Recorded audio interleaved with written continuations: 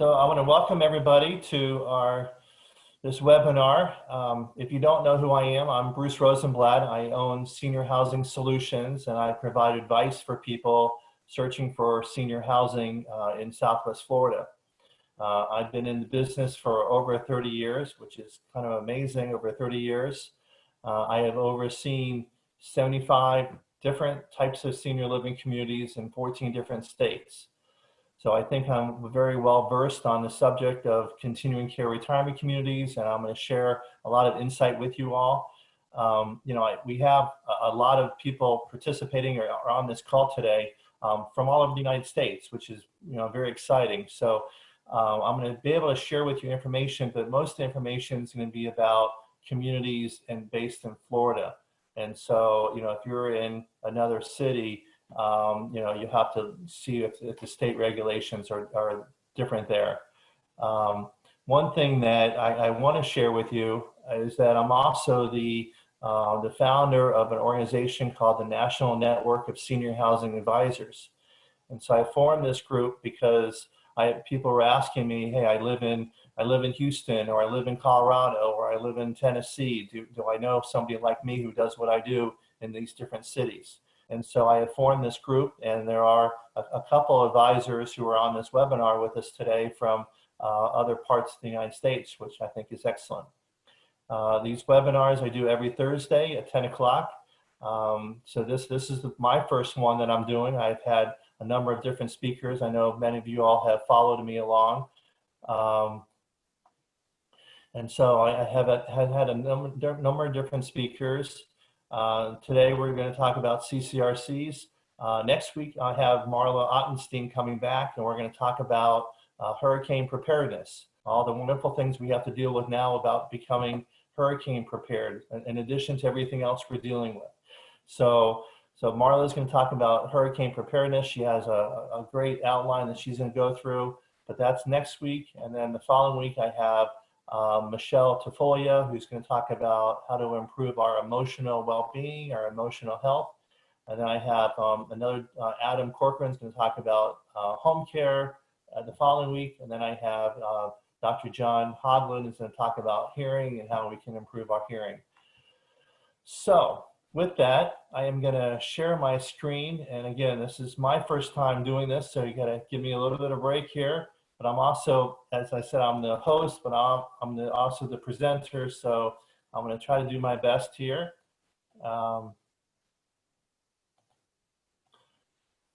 So can everybody see that? And then, so we're going to kind of start from the beginning here. Start from the beginning.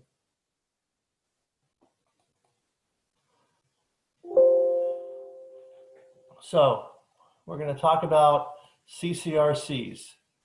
And one of the questions I always get asked a lot is, when is the right time?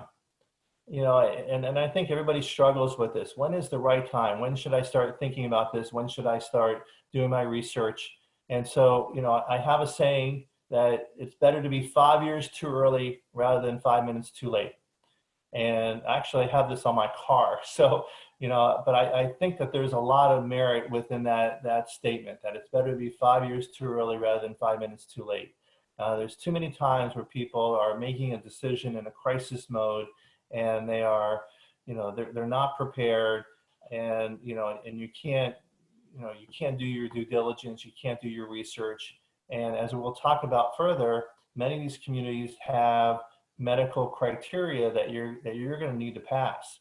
And so if you wait for your health to change in order to force you into a decision, you really have waited too long. We were just talking, I was talking to a couple on this call, and there's somebody that we know that, I've been working with, and they live down the hall from them. And the wife wants to do this so bad. And the husband he's 91 years old. He's stubborn, doesn't want to do it. His health is not great. And the wear and tear on the wife is just awful. And she wants to do it. And I meet with them, and I talk to her, and she's pretty much in tears because she knows she wants to do it. They placed a deposit on place, and then they went back home, and he said, I don't want to move anywhere. And what's going to happen is that something's going to happen to, probably something's going to happen to her. And now he's going to be, you know, in his condo by himself. Or something could happen to him, and now she's going to be stuck with the condo and dealing with the whole, you know, moving and selling and making new friends. And so it's just not a wise move to make. So again, if you remember one thing from today, it's this, that it's better to be 5 years too early rather than 5 minutes too late. And it's always better to be proactive. You know, you don't want to make a reactive decision. So you always want to be proactive. And you just don't wake up one morning and say, okay, honey, now is the time to move. You know, it takes a plan, it takes a lot of research. And so, you know, you need to, you know, methodically go through this. I think this is probably the hardest thing that people have to deal with, is that, you know, they have a hard time thinking about the future, and they have a hard time saying, you know, what will my life be like as my health changes? What will my life be like if we no longer drive? What will my life be like if my spouse passes away? And so, you know, it is very important that you look forward and you try to look in that crystal ball and say, you know, what will my life be like next year? What will my life be like 5 years from now? What will my life be like if my health starts to change? Because something will change. You know, it's just, you know, we can't just, you know, put our head in the sand and say, you know, nothing's ever going to change. Everything's going to remain the status quo. It just doesn't work that way. And so, you know, I've been in this business for many years. And, you know, and I get calls that people say, I've been to your seminars, and Bruce, you know, you spoke to my parents, and it's usually a daughter or son, and they want to make a decision, and you just don't want to make this decision in a rush. And it truly takes a plan. You know, moving anywhere is difficult, and so you truly want to make a plan. So it's really interesting, because as I get into this, as I talk to all the people that I helped over the years, you know, this is what I always hear from people. Best decision I ever made. I only wish we would have made it sooner. And, you know, there's so much to that. And, you know, these are very smart people that have made this decision. And, you know, these are people that are educated, that are, you know, done their research, and everybody will tell you, best decision I made. I only wish I would have made it sooner. And they're saying that because when they do move into a community, it's better than what they thought. The fact that they, you know, they can live worry-free and know that their health care is taken care of, and know that they have all these different services. You know, that's what they're telling you, that they now have the peace of mind of knowing that they can enjoy their life, and they don't have to have all these worries. So best decision we made, only wish we would have made it sooner. So as we talk about CCRCs, and when I was started in this business, well, like I said, 30 years ago, I thought CCRC stood for Country Club Retirement Community. And in this, you know, in Naples, that's really what we have down here. It's Country Club Retirement Communities. But really, CCRC stands for Continuing Care Retirement Community. So it's an acronym for that, Continuing Care Retirement Community. There's a trend now to rename them or rebrand them to call them life plan communities. Same thing. It's just people have felt that life plan really encompasses really what they are, and people were thinking continuing care was more healthcare related. So you'll see now, you know, advertisements saying that they're a life plan community, but it really is the same thing as CCRC and a life plan community. The deal with the CCRC is that you are buying a contractual obligation to provide care and services and housing over your lifetime. So you're buying a contract. You're not buying real estate. You're buying a contract that provides care, services, and housing over your lifetime. Amazingly, there are about 2,000 CCRCs in the United States, and 80% of those are nonprofit. You're going to pay an entrance fee, and we're going to talk about numbers and how all this works in a second. So you're going to pay an entrance fee, and then you're going to pay an ongoing monthly charge. And as I talked about, you know, there's going to be a medical and a financial criteria to move in. And again, it's better to be 5 years too early rather than 5 minutes too late. And a lot of people get stuck on that hurdle, which is the medical acceptance, when they're looking at a CCRCs. And people tell me all the time, Bruce, I want to move into this community. All my friends live there. I know how nice it is and everything. And then they hold off their decision, and then then they decide to move there, and they go through the medical review and they don't pass. So it is definitely a hurdle out there, and the better communities have the stricter medicals going in. So how do they work? How does CCRCs work? So your entrance fee is basically paying for your membership to live at this community. So it's sort of almost like living in a country club. You're paying an entrance fee to live at this community. So I get a lot of questions about this, and so I'm going to try to explain it.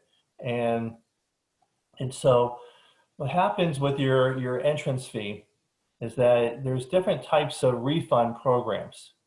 And so in these, your entrance fee is being earned or used every month that you live at that community. There are some communities in this area that do a 1% deduction, typically it's a 2%. And there's normally a 4% administration fee right off the top. So a lot of people get confused. So I did this little line graph here, and so kind of bear with me here. So these are months. So this is kind of going over a 12-month period.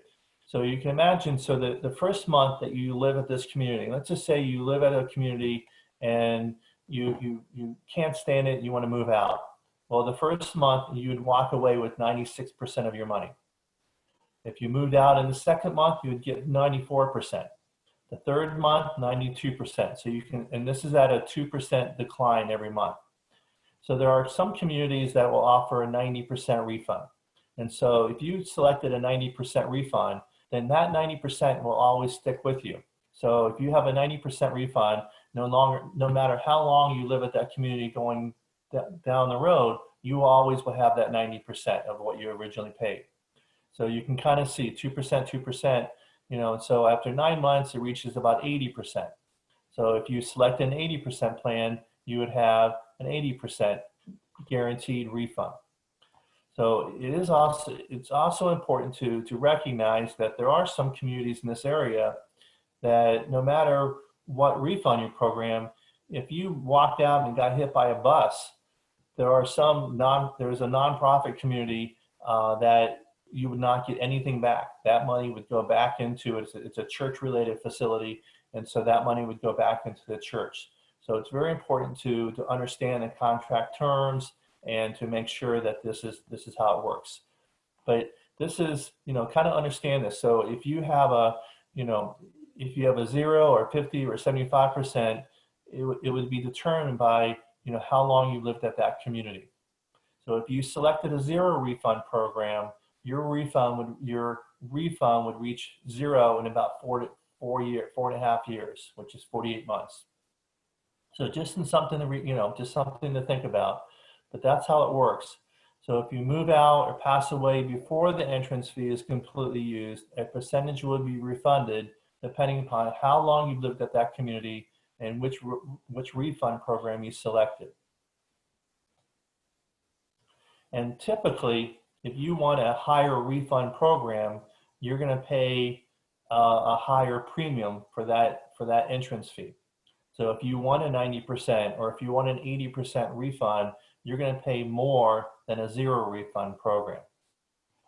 I know I'm throwing a lot of information at you, and then when I open it up for questions later, we may want to come back to this. But basically, your entrance fee for every month that you're living at that community is being earned or used at a rate of 2% per month, and until it reaches a plateau based on which refund program you selected. So in addition to paying that entrance fee, you're also going to pay a monthly charge.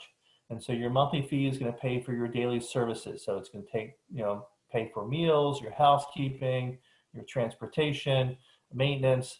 So your monthly fee will take care of your day-to-day services, and your entrance fee is really paying for this membership. So because of the investment involved in CCRCs, it's important to know how they're overseen and what is the oversight. And again, this is based in Florida. Every state's a little different, but in Florida, CCRCs are regulated by the Florida Office of Insurance Regulation. There's a whole chapter 651, highly regulated. CCRCs are very regulated in the state of Florida. All residency contracts, all marketing materials must be approved by the state. They mandate that financial statements are provided, that there are audits that are provided, that certain liquid reserves must be maintained.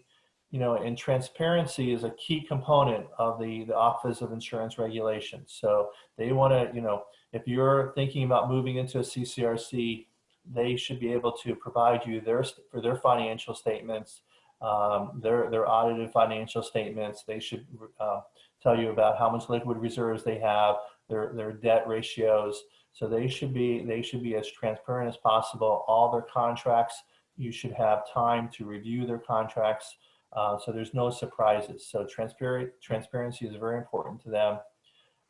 Resident input. So the state really feels very strongly that there should be resident input and resident councils, and that the residents have a voice. I know of one community where it was for sale, and the residents had to approve the sale.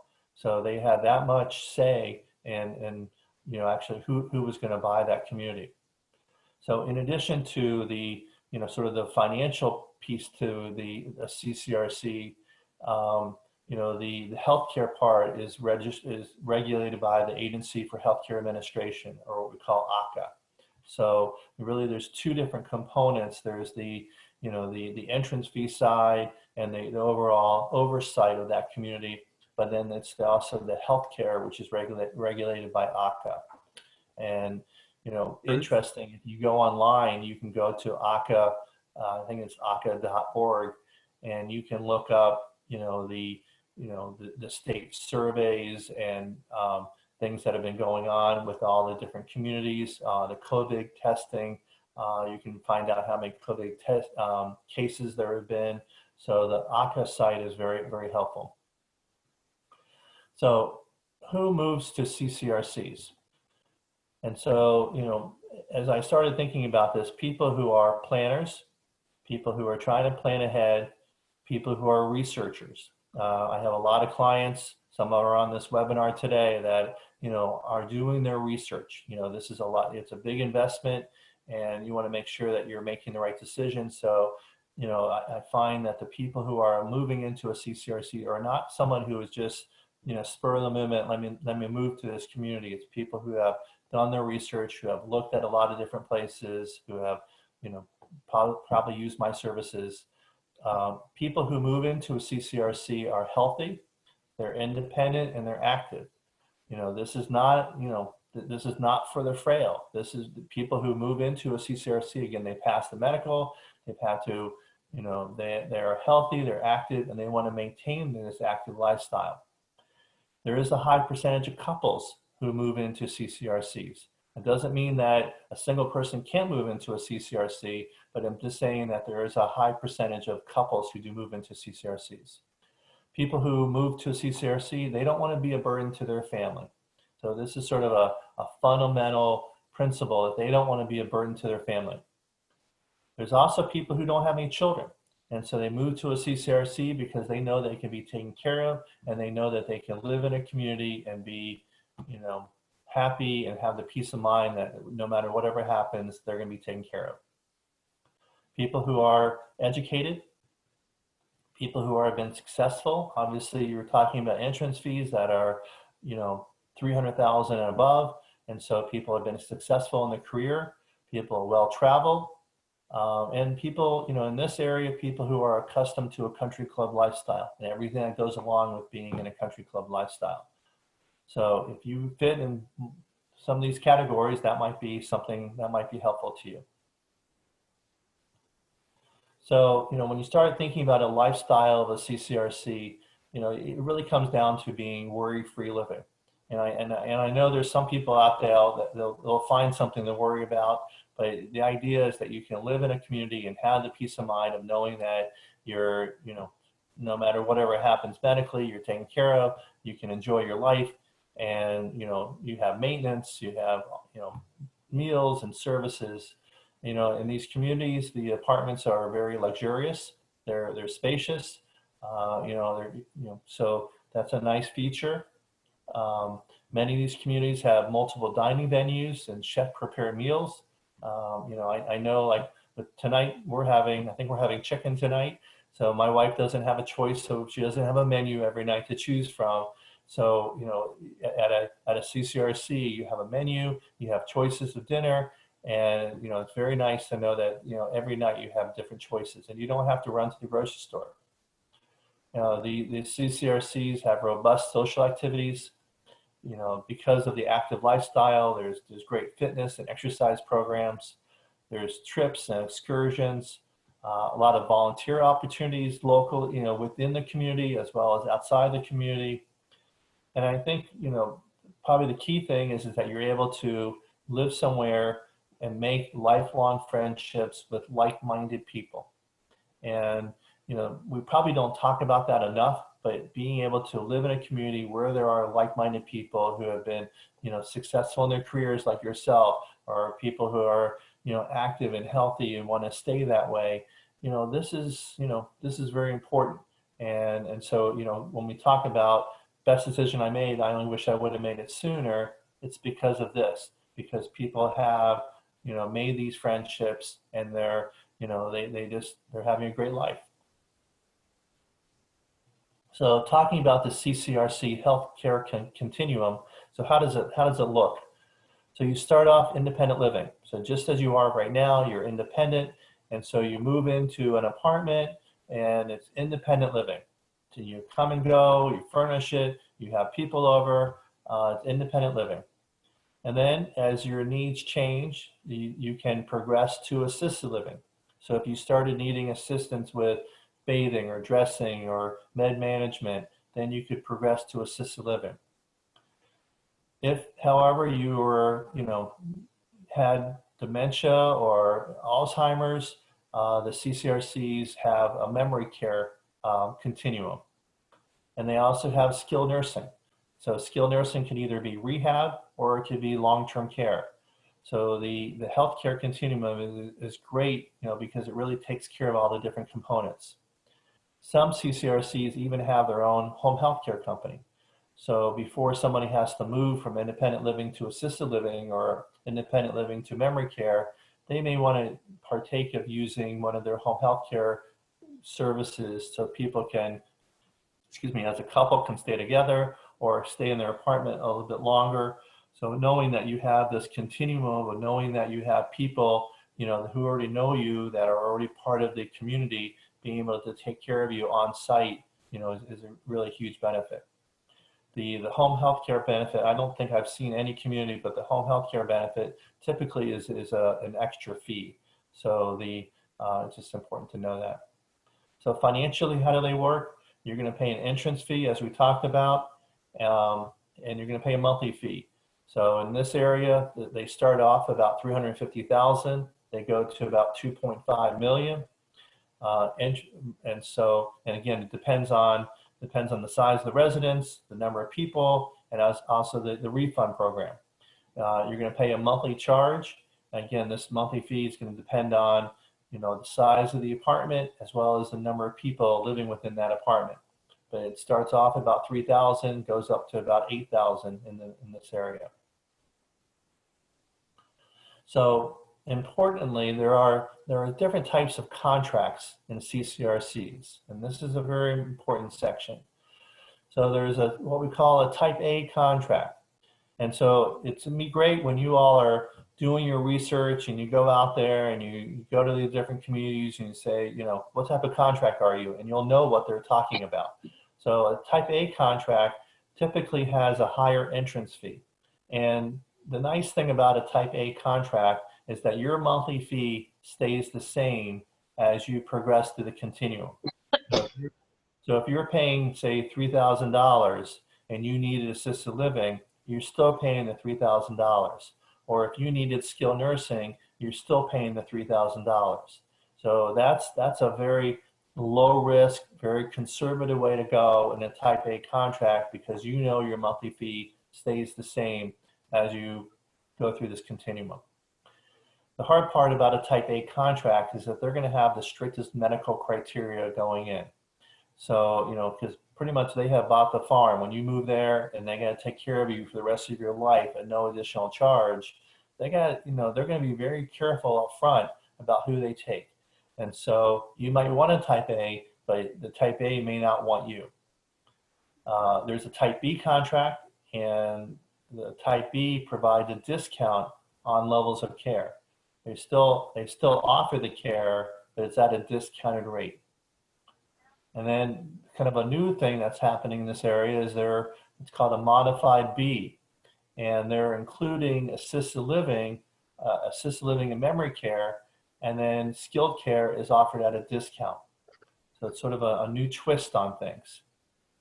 And then there's the type C, and so the type C has the lower entrance fee, so the lower upfront cost going in, but as you need care, you're going to pay per diem, you're going to pay out of pocket for your care. And so the type C has little or no medical acceptance going in.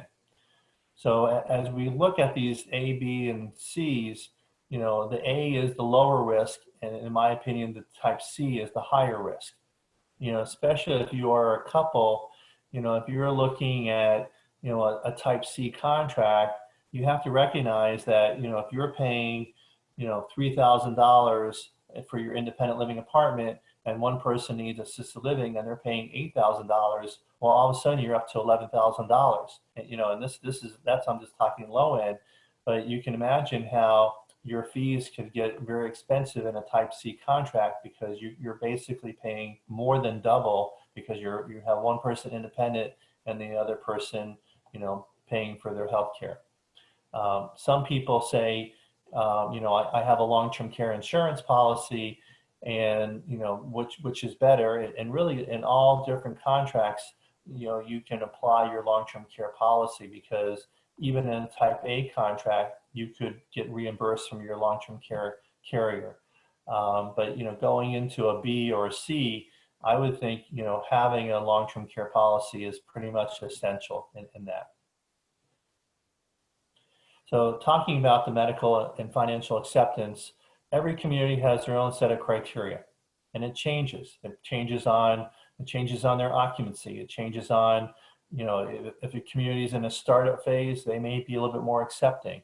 Or if a community has a waiting list, they're going to be a little bit more strict. So every community has their own criteria. And what happens, they do a one-on-one assessment. They're going to review your medical history. And so this is all normal procedure that they're probably going to meet with you, or, these days they may talk to you over the phone. They're going to talk to your doctor. They're going to get your medical information, because they're trying to establish a risk factor. Are you going to move to this community and enjoy your life and be independent? Or are you going to move to this community and next day need care? And so they're looking at things. They're looking, progressive types of things are going to be red flags. It doesn't mean that, if you have something progressive, they're not going to accept you, because every community is a little different. But, they're trying to determine a level of risk.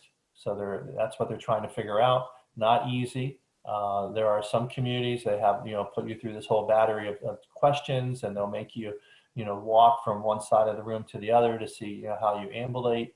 But they are, the good communities are strict, and, as hard as it is, it's actually a good thing, because if you want to live in an independent living community, and you want everybody else around you to be independent, the last thing you want to do is that community to be lowering their standards and accepting everybody.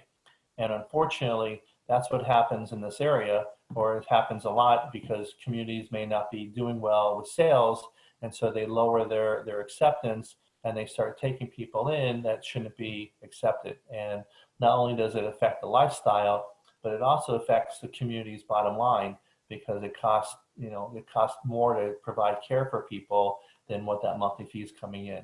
So important to understand that. You know, and if you wait for your health to change to force you into a decision, you waited too long. 5 years too early rather than 5 minutes too late. And financially, as you look at the financial, and again, this is sort of a general rule, you should have 2 to 3 times the entrance fee. So, you know, if the entrance fee is 300,000, you should have, you know, about, you know, at least 900,000 going in.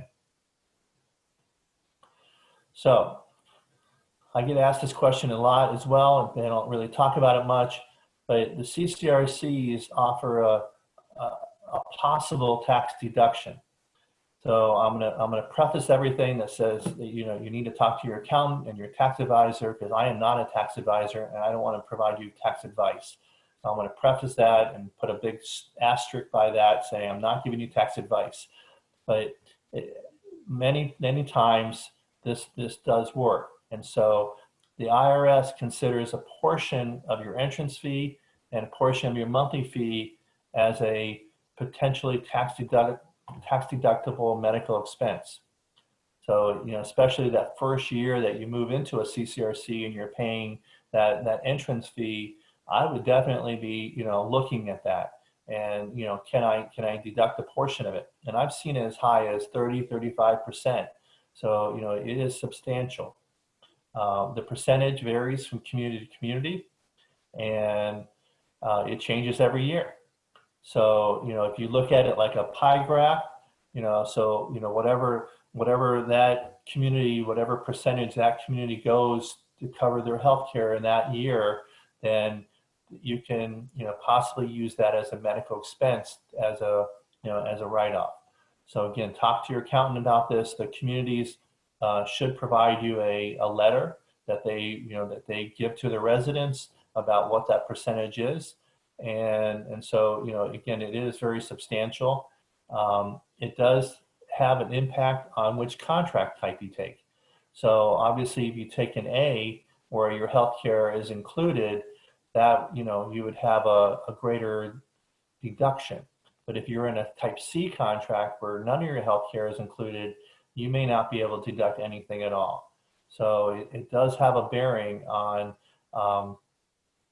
which refund program you've taken in which contract. So again, if you've taken a 90% refund or an 80% refund versus a 0 refund, that does have an impact as well. So talk to your accountant, talk to your tax advisor, but it is something very important to know, because it could be, you know, a huge deduction for you.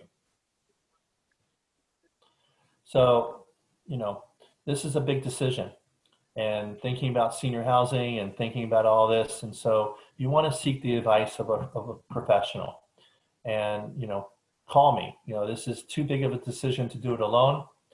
You know, there's things you need to know before you move. You know, the last thing you want to do is find out something that you wish you would have found out earlier. And so, you know, I always say you want to go into someplace, you know, with your eyes wide open. And, you know, so that's what we do. You know, I sit down, we talk about all the different things and the pros and cons and what I know about the different communities. And so you want to go in with your eyes wide open. And, you know, and I know what you don't know. You know, I've been in this business for over 30 years. I know the inner workings of these different CCRCs. So I know what you don't know. And I know which ones are financially solid and which ones aren't. And so, you know, the last thing you want to do is move to a community and, you know, find out that it's, you know, not on solid financial footing. Surprisingly, there is some negotiation that can be done, and we can help you with that. I can also coach you on the medical review process. So I've helped people along with that. And then I can help you understand the contract terms. I'm not a lawyer, but I can point out different things in the contract that you should be aware of. So with that, I am going to open it up for questions. And so you can unmute yourself if you have a question.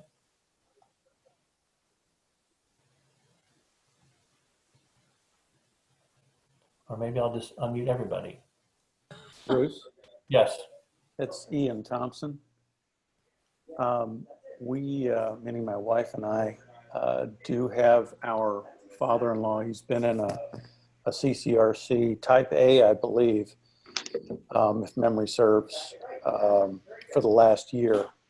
And one of the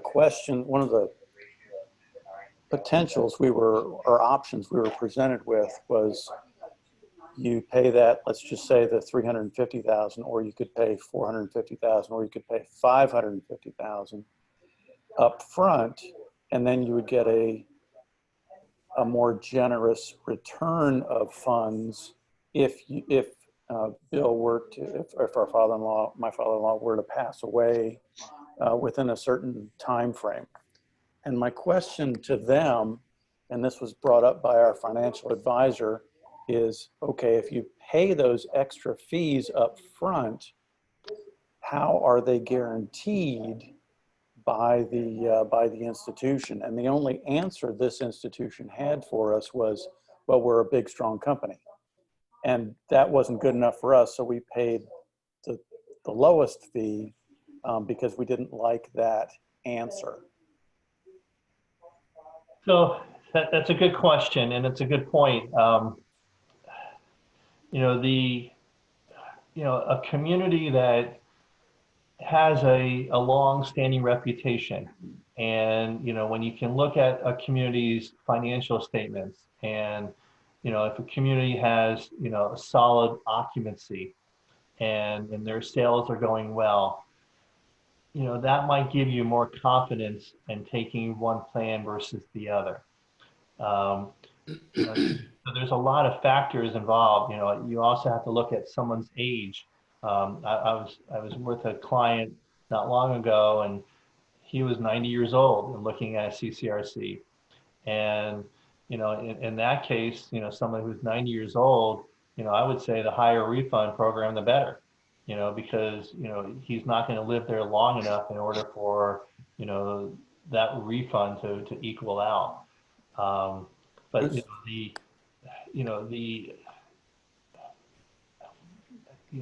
is, when you look at communities that are startup communities that are just trying to come out of the ground, they're wanting you to pay an extra amount for a refund program. I would probably question that, because you want a community with a track record, and you want to have somebody, you want to look at their, as we talked about, there's transparency, and so these communities should be able to provide you their financial statements, and so that's another piece of that. Bruce? The other part of that is that within the contract, there are some communities that will say, in order to get your refund, your unit has to be resold. And there are other communities that say, we're going to give you your refund within 90 days, no matter if your unit's been resold or not. So that's something within the contract that you should pay attention to, because if you're waiting for a refund for your unit to be resold, and that community is having some financial difficulties, you may not get that refund for a long, long time. So Bruce? Yes, sir. I guess my question is, and I think you've basically answered it, there's no specific, let's say, state mandated escrow account that the funds have to be kept in the off chance, or in the chance that they could have to go back to the purchaser. There is not. Okay. So that entrance fee that someone pays goes back to that community. It's not being held in someone's name, or a percentage of that isn't being held in your name somewhere. It's being put into the big pot, and if it's either nonprofit or for-profit, it's going to that pot. The state does mandate that there are liquid reserves, and so you may want to look at that to see how much liquid reserves that community has. But no, there's not a separate account with your name on it, or your father-in-law's name on it, guaranteeing that. It just doesn't work that way. Bruce, I have a couple questions. Gail Spinka. Yes. First of all, we have a small deposit down on Sienna Lakes. I know that's a type C, but we have long-term health care. Is that an advantage? So I would say in a type C, a long-term care policy is critical because, as I explained, if one of you needs care, then and the other person's going to stay in independent living, then you're going to, you're going to pay for your independent living apartment, and you're going to be paying for your assisted living or your nursing care. And so, having a long-term care policy and a Type C contract, I would say, is imperative.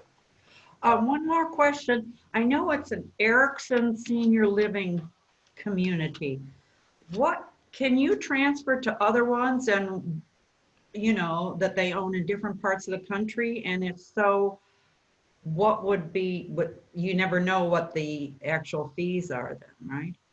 So that's sort of a question that you really should be asking them and not me. Okay.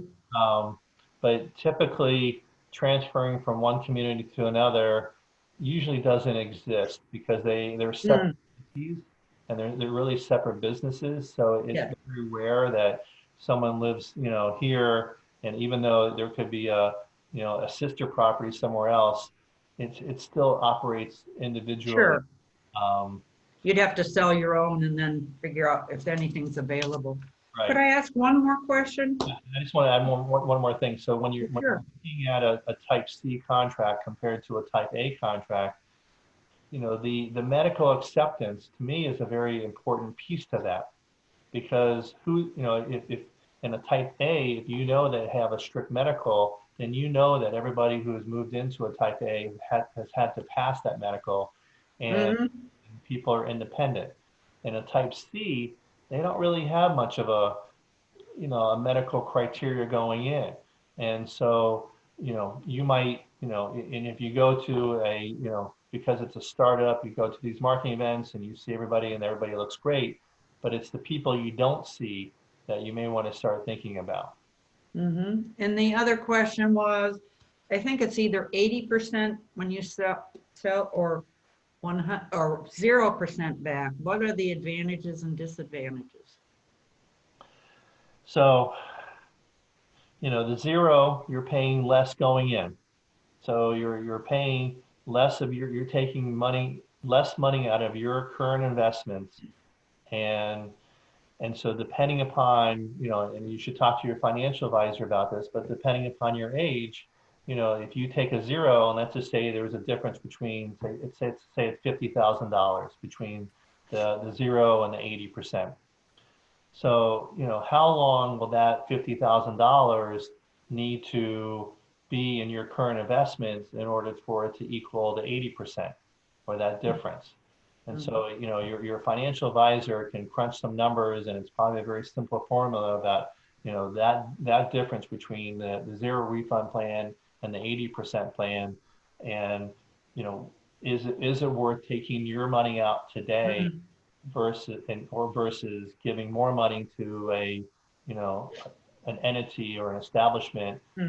So it depends on your situation. If you all say we're going to move into this community, and if something happens to one of us, the other person's going to move up to Michigan. If that's the scenario, then having a higher refund program might be the way to go, because you always know that you have that 80% given back. So that's part of the equation. Your age is part of the equation. Your current investments are part of the equations. I personally, I personally think the less money I have to give to somebody, the better. I'd rather keep my money working for me, but that's just me. Bruce, what do you see in light of the pandemic, changes in the CRC operations going forward from this time? So that's a good question. In the CCRCs, the majority of them are, they're pretty much on lockdown, and they're, I think everybody's trying to figure out what to do.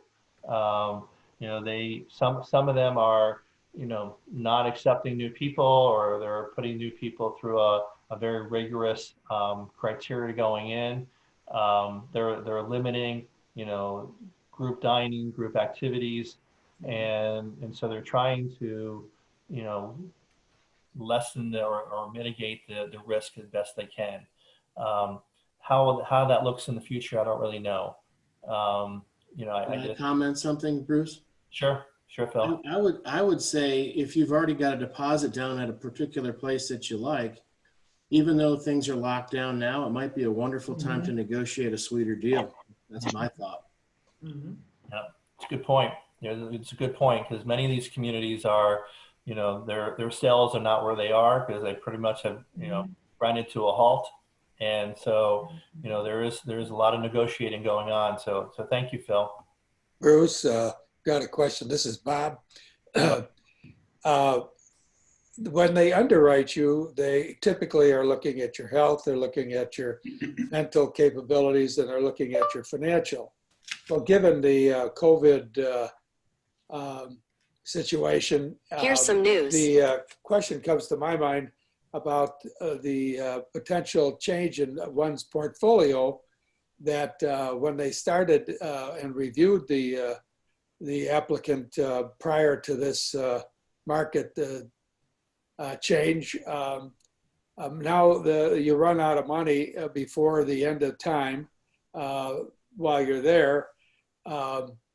What I asked that a question of one place, and their answer was, well, we've never really had to have anybody go. We've maybe moved them to a smaller place. But if you run out of money and they've underwritten you, is that their risk, or are you at that point vulnerable? It's a very good question. And the majority of communities have, especially the nonprofits, they have a benevolent fund. And so they have a fund that they can tap into. You know, and I've been doing this for a long time. I have never known anybody who has had to, you know, they've kicked somebody out on the street because they can't afford to live there. So, you know, I think that's a question, it's a community specific question, how they would handle that. You know, all of our portfolios have, you know, have taken the hit, but I think everybody's going to see, you know, things going to be, you know, increasing. But again, the communities, especially the nonprofits, they typically will take care of their people. And it doesn't mean you can, just as you said, you know, you may have to downsize to a smaller apartment. You can't be living in your big 3-bedroom anymore, but you may want to, you know, look at that. So I don't think, you know, the communities are going to, you know, kick you out. You know, but if you, you know, go to the casino and blow all your money, that's a little bit different. You know, so if you go in there and they accept you and you've gone through all their criteria and they accept you, and you go to the casino and blow it all, or you've given it to your children and you go to them saying, you know, help me out, I don't have any money, but you know, when you first got there, you were fine. You know, they're gonna look at that. So I have a question for Bob. But I do think, Bob, I do think that, you know, that is a question for the community itself, that, you know, how they handled it, how they handled it in the past. So Yeah. I have a question, Bruce, for Bob. Phil, tell the people who you are. Sorry, everybody. My name is Phil. I'm with Answers for Senior Care. I'm in Denver, Colorado. I do what Bruce does here in Colorado. So I have a question for Bob, and that is, Bob, are you currently at the community, or are you applying? No, we've applied, we've been accepted, and but we're just in status hold. But that was the answer I got. Nobody has ever been expelled. This is a multi-location facility. It's a very nice one, but that was their answer, that we may have had to, we moved one, I think they said, to a smaller unit, which that's fine. You can imagine the PR backlash, you know, Sure. if they moved in Mrs. Smith and Mrs. Smith has to move out and she doesn't have any money, you know, or they threw her on the street, you can imagine the negative PR that would create. And so, you know, the communities recognize that, and that's the last thing they would want to do is to, you know, move somebody out.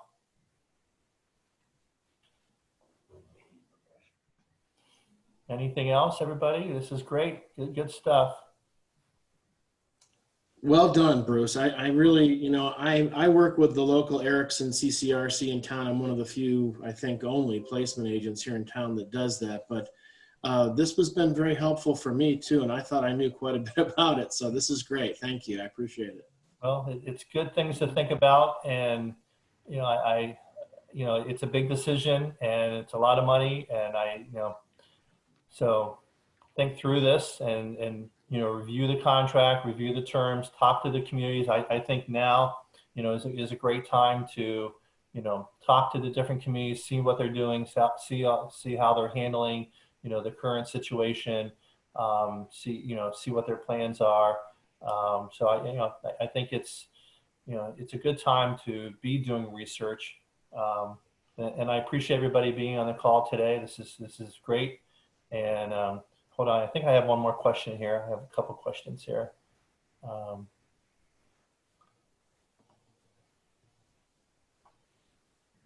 So here's a question on this. With a Type C contract, are the a la carte medical services covered by Medicare? So it's a good question. So Medicare, you know, picks up rehab. Pretty much, you have knee surgery, you have hip surgery. Medicare picks up a portion of that. Medicare is not meant for long-term care. Medicare is not meant for assisted living. So, you know, so the Type C, you know, you're gonna, if you move to assisted living, you're on your own. And same thing, if you needed long-term care, more than 100 days in a skilled nursing facility, you're on your own. So Saeed, you asked, what is the future of CCRCs? You know, you're in Houston, so, you know, I think the CCRCs in this area are doing really well. So, you know, they're very popular in this area. They're expensive. You know, it's very complicated to do a startup CCRC. So it's a lot easier to develop a rental community, and, you know, it's not as regulated as a CCRC. So, you know, I see CCRCs also being developed in more urban settings. There's a community that's being built in Tyson, Virginia, which is outside of DC, and it's, you know, has retail shops on the first level. So it's going to be very progressive in that area where, you know, so I see that as sort of a trend as well. So thank you everybody for being part of this. And remember, next week we're going to do hurricane preparedness, and it should be a very good one with Marla. And hope everybody stays well and safe. And please think of me if you have anybody that has any senior housing needs, and I'll be happy to help you. Thank you. Thanks, Bruce. Thank you, Bruce. Thank you. Thank you, Bruce.